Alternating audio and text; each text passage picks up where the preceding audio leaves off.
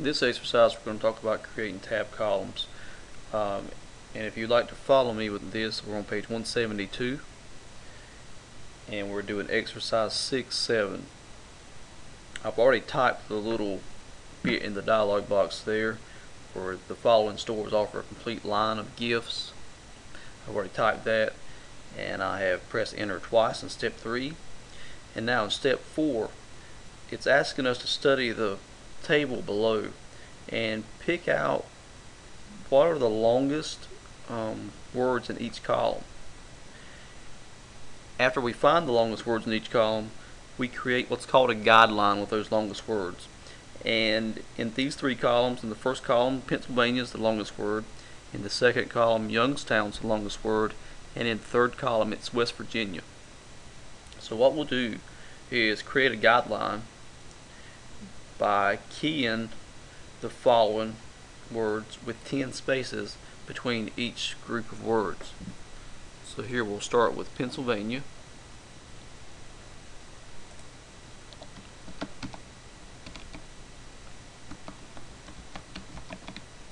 And then we 10 spaces.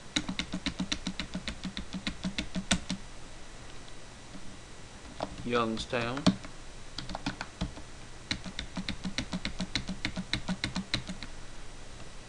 Now West Virginia.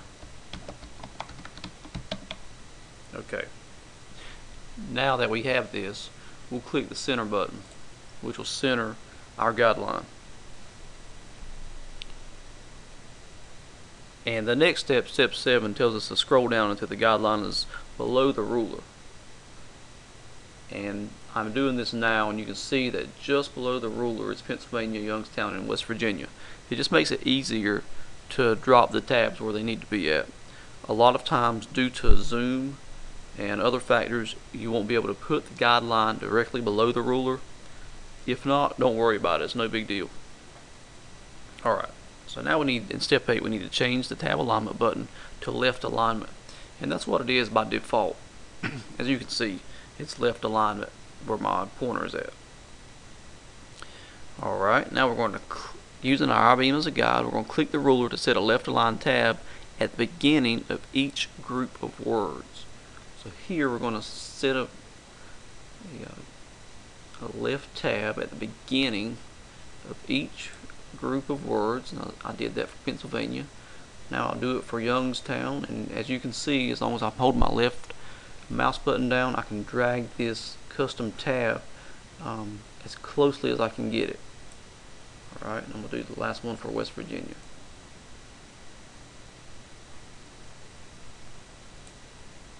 Okay. Now, step 9, very important. First of all, let's turn on, if we don't have them on, let's turn our formatting marks on. Alright, now in step 9, we want to delete the text in the guideline up to the paragraph mark. Do not delete the paragraph mark. If you delete the paragraph mark, this also deletes the custom tabs you just set. So we're going to delete everything up to the paragraph mark. And it may be a little challenging, but you can do it. Alright, as you can see, I've got everything selected except the paragraph mark, and I'll delete that. Alright, at this point in step 10, we want to click the Align Left button here in our paragraph group. Alright, so we aligned left. And now what we want to do is just simply key the table text as shown in figure 6-9, pressing tab before each item and single space in each line. It also wants us to underline each column heading. And our column headings in this case is Pennsylvania, Ohio, and West Virginia. Now underneath Pennsylvania is cities in Pennsylvania. Underneath Ohio heading is cities in Ohio, and of course under West Virginia is cities in West Virginia. So let's do that. Remember, a tab. First of all, we're going to go with tab. That takes us to our first custom tab. We're going to type in Pennsylvania.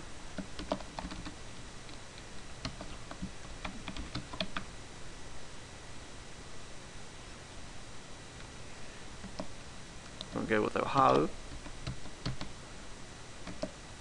And last but not least, West Virginia. Okay.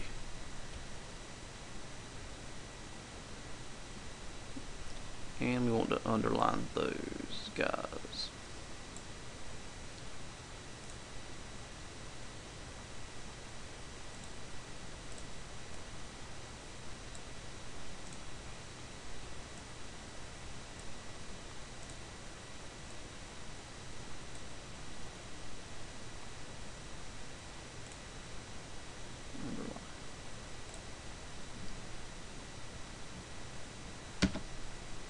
Excellent. And let's just make sure our spacing is set to single space. And we'll set our spacing to single space.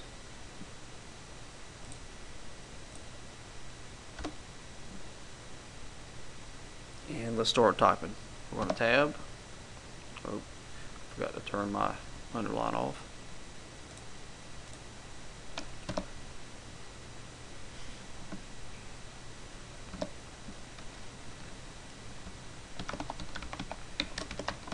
Grove City, tab. Akron, tab. Clarksburg, enter, or tab again.